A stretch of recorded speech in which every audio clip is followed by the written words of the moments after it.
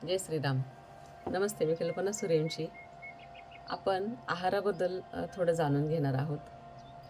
आपण आपल्या आयुष्यामध्ये, आपल्या रोजच्या जगण्यामध्ये जेवण हा आपला अविभाज्य भाग आहे. आपल्याला जेवणातून एनर्जी मिळते, जे आपल्या रोजच्या जगण्यासाठी आवश्यक असते किंवा आपण जे काही रोज काम करतो, त्याच्यासाठी जी काही मिळणारी एनर्जी आहे, ती त्या आपल्या जेवणामधून मिळते. हे जेवण आपल्यासाठी खूप महत्त्वाचं असतं.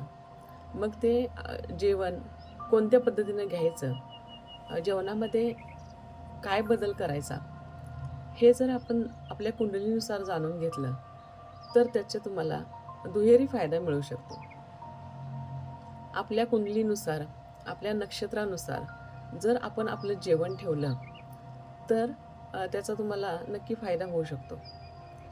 तर असं हे समजा फॉर एक्झाम्पल एखाद्याची मिथुन रास आहे. मिथुन राशीला त्या व्यक्तीने त्याच्या जेवणामध्ये हिरव्या कलरचा जास्त वापर केला. म्हणजे उदाहरणार्थ हिरव्या पालेभाज्या जेवणामध्ये जास्त, हिरव्या कलरची फळं असतील ती जेवणामध्ये जास्त वापरली, तर त्याचा खूप फायदा होऊ शकतो. का तर मिथुन राशीला हिरवा कलर खूप शुभ असतो.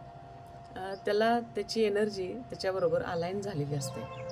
त्यामुळे त्याला हिरव्या कलरचा जेवणामध्ये समावेश करणं, हिरव्या पालेभाज्या, फळं आणि जे काही जेवणाचे प्रकार असतील, जे पण काही हिरव्या कलरचं असेल, म्हणजे त्यानं आर्टिफिशियल कलर खावा असं नाही आहे. जे काय नेचरमध्ये हिरव्या कलरचं, ज्याने फॉर एक्झाम्पल पेरू, तो हिरव्या कलरचा, एखादं सफरचंद असेल हिरव्या कलरचं, ते आपण खाऊ शकतो.